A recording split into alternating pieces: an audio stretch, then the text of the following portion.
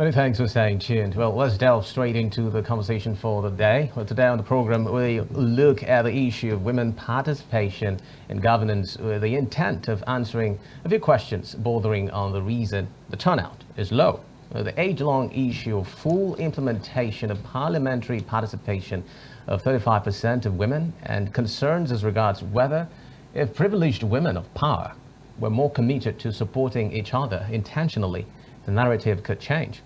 Well, we have the Senior Special Assistant to Akwa Ibom State Governor on Women Mobilization. She is big on issues of women advancement and inclusiveness, and she joins us on Niger Delta today. I'm talking about Lady Edna Udeme. Lady Edna, you're welcome on Niger Delta today. Good to see you. It's good to have you on the program. Welcome to the program. Good afternoon. So good to be here. Well, it's a very, I would say, an area of interest for me because it has to do with women.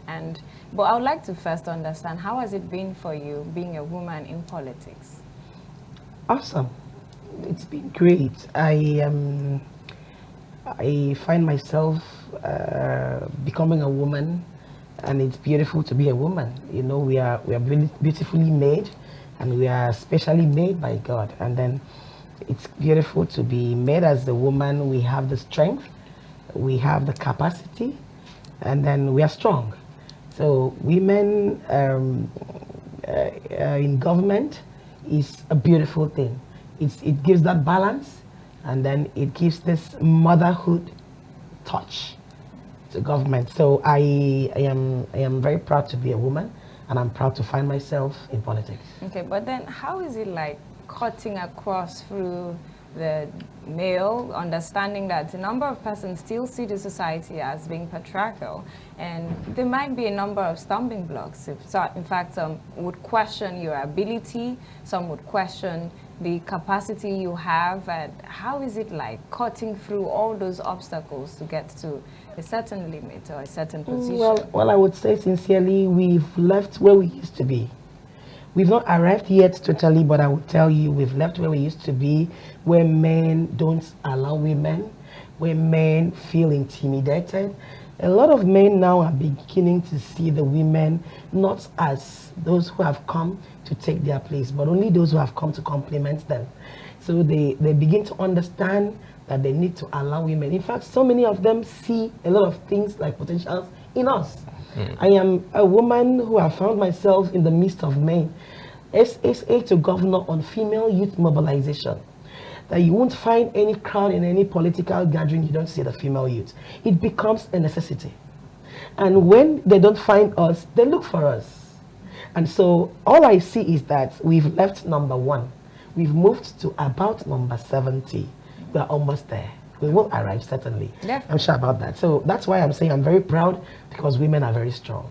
And then for what we have and what we bring to the table, we have our space.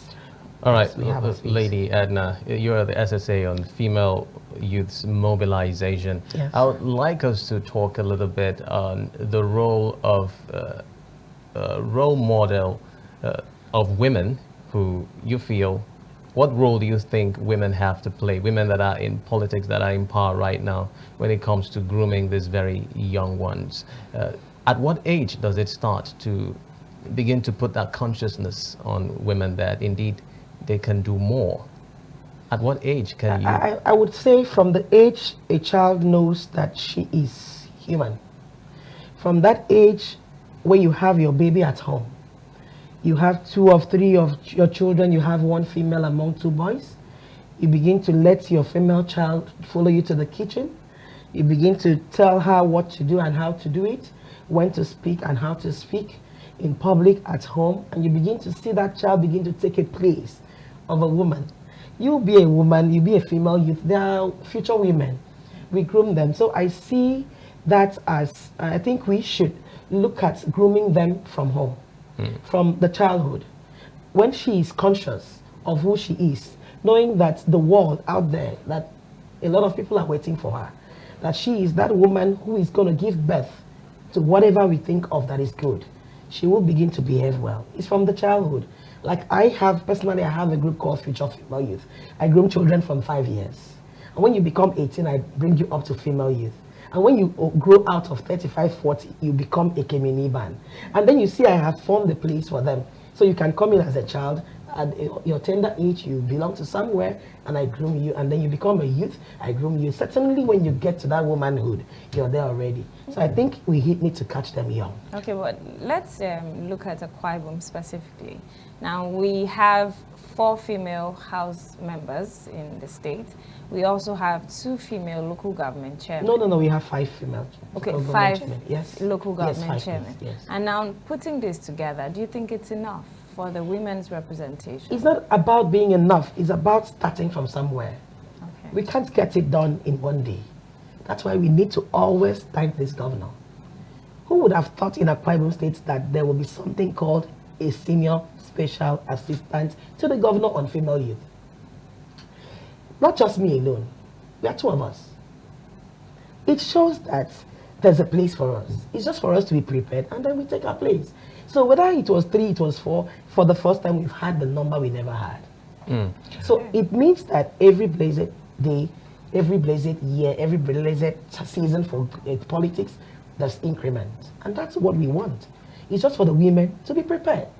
Okay, Lady Edna. Well, we know that currently there's going to be a shift when it comes to the governance dynamics in the state, especially as the governor warms up to select his commissioners and other persons that he wants to work with him for the next couple of years that he has in office. Now, he has spoken on different forums that he is going to be making his peak on his own, and he doesn't want anybody to influence that. But then it doesn't mean that suggestions cannot be made. If you were to make, say, suggestions as regards what you want to see play out when it comes to gender parity in his selections, what would that be? Governor Mana is a gender equality leader. And I tell you, he will surprise all of us. I won't be surprised because I know, for me to be a senior special assistant to the governor on female youth, I know there's a place in his cabinet for the women. I won't sit here to tell you he's going to do 50-50. I'm not going to say, but I tell you he's going to do a good number of women. He believes in the women. Okay. I'm sure about that. But then let's also look at some other limitations. Do you think that at this point we still have to battle with cultural limitations, religious limitations, and a number of other beliefs? You know, sometimes people look at women Even who marital have limitations. exactly. Sometimes people look at women, and you've been able to rise to a certain position, and the question is, how many people did you have to be with to get there? Do we still have such limitations play out today? Yes, we must face reality because all of us are not the same. From the background we come from, the area we come from, where we find ourselves and all that. And I think we should be able to take this message down. That's why each time I see any woman who is lucky enough to have a platform given to her, maybe she was elected, maybe she was appointed, I pray and I beg them to go down. A lot of young ladies down there have the potentials, but they feel if they voice out, they won't make it. A lot of them have attempted sometimes, maybe 2-3 times, and they didn't make it. And they just go back to their shell, and then somebody needs to tell them to come out. You need to keep trying. You keep trying. You're almost there. So I think we should also involve the traditional rulers, the leaders. Traditionally, it has to happen down there. Politics is local. It has to happen down there. Where you find a position like today, where you see the state governor allowing, a local government, allowing a woman to mount the place of a chapter chairman. You have a woman who is a ward chairman of a party, because the party is a platform that brings us to this center where we call politics. So everybody needs a platform called party. And then when they begin to allow women take such places, I see female councillors, I see supervisory councillors, I see ward chairmen today as female. They won't do otherwise than come up and then become what we expect them to become. So let's take the message down and also plead with them to understand what is happening today, that there's this place for the woman. So would you say that it is true that getting involved at the lower level of leadership as a woman gives you the opportunity to grow from there. Oh yes, because I started there. You must go back to where you come from. You must go to the root. It is the root where you find the potentials. It is the root where you find everything you want. For everybody you see here, we come from the root. You know your root. I know mine. So certainly let the root tell who you are. If a village head can point and say that lady is good, she's good, then she's good. Most of the times we should also listen to them. If they recommend, then it's good.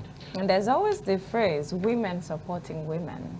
Do we have that in politics? And is it, would you say it's good enough to help women grow even to the position of a governor?